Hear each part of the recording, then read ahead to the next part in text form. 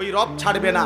মা ছেড়ে দিছে, বাবা ছেড়ে দিছে, এই সমাজ ছেড়ে দিছে, এই দেশ ছেড়ে দিতে পারে, কিন্তু ওই আসমানওয়ালা মালিক বলছে আমি ছাড়বো না বান্দা, আমার একটা একটা জাররা জাররা নিঃশ্বাসের হিসাবও আমি নেব।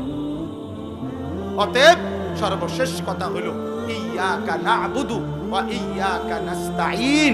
আল্লাহ তাআলা বলছে অতএব বান্দা যদি বুঝে থাকো আজ দুনিয়া আমি দিলাম, আগামী দিনে এই দুনিয়ার হিসাব আমি আখিরাতে নেব, অতএব দুই কথার দ্বারা তোমার দিল থেকে এবার তোমার বলা উচিত ইয়াকা না'বুদু, যে আল্লাহ অতএব যেহেতু আপনি দিছেন সব, আবার আপনি হিসাবও নিবেন সব, কাজেই অন্যদিকে ঘুরে ফিরা লাভ নাই, আমি স্বীকৃতি দিলাম আমি আপনার গোলামি করব। কার গোলামি? আল্লাহর ইবাদত।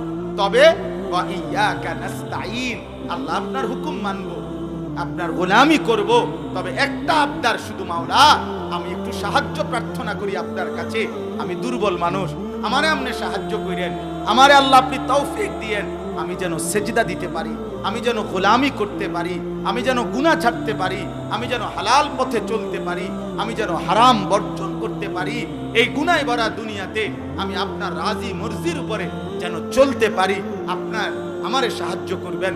খোদার কসম হাদিসে আছে, আল্লাহর নবী বলছেন, আল্লাহ তাআলা বলেন যদি কোনো বান্দা দিল থেকে এই সূরা ফাতিহার এই দোয়া করতে পারে, চাইতে পারে, তো আল্লাহর ওয়াদা আছে ওয়ালি আবদি মা সাআলা, আল্লাহ ওয়াদা দিছে আমার বান্দা সূরা ফাতিহার মাধ্যমে যা চাচ্ছে আমি আমার বান্দাকে তাই দিয়ে দেব, তাই দেব। তুমি যদি বাস্তবিকে আমার সাহায্য চাও তো ইবাদতের জন্য, নামাজের জন্য, সেজদার জন্য, বন্দিগির জন্য, গুনাহ ছাড়বার জন্য, হালাল রোজগারের জন্য আমি তোমারে সাহায্য করব বান্দা। তুমি বলো তুমি দিল থেকে চাও কিনা, বাস্তবিকে চাও কিনা। বাস্তবিক করতে চাইলে, কলব থেকে চাইলে, ইখলাসের সাথে চাইলে আমি আল্লাহ তোমাকে তৌফিক দিয়েই দেব, দিয়েই দেব, দিয়েই দেব। অতএব কিশোর ভাই, যুবক ভাই, শেষ কথা আমার, দোস্ত আমার, বন্ধু আমার, নওজোয়ান সাথী আমার, নষ্ট হইও না বাপ, নষ্ট হইও না। এই পৃথিবী তোমারে মনে রাখবে না রে আব্বা। গুনার পরে আমি শেষ কথা বলি, পাপীকে কোনোদিন মানুষ মানুষ নামে ডাকে না, পাপের নামে ডাকে, পাপের নাম। যে সুদখোর তারে আর মানুষ মানুষ নামে ডাকে না, সুদখোর নামে ডাকে, সুদখোর।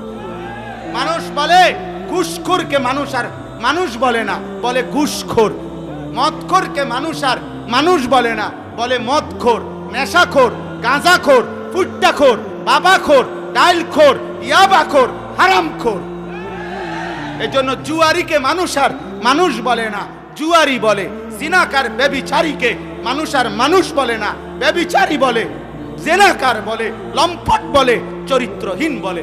এজন্য পৃথিবীতে একবার যদি কলঙ্কের দাগ লাগা যায়, মানুষ যদি একবার বলে ফেলে তুমি সুদখোর অথবা হারামখোর, তো এই নাম মুছা বড় কঠিন হবে, বড় কঠিন হতে পারে। 100 বছর পরে, 150 বছর পরে তোমার বংশের নাতিরে মানুষ বলবে, লম্বা কথা কইস না, শহরের থেকে চিনি তোর দাদা সুদখোর ছিল, সর। হতে পারে আজকের বাপ তোমার প্রজন্মের 100 বছর পরের জেনারেশনকেও লজ্জিত করে দেবে।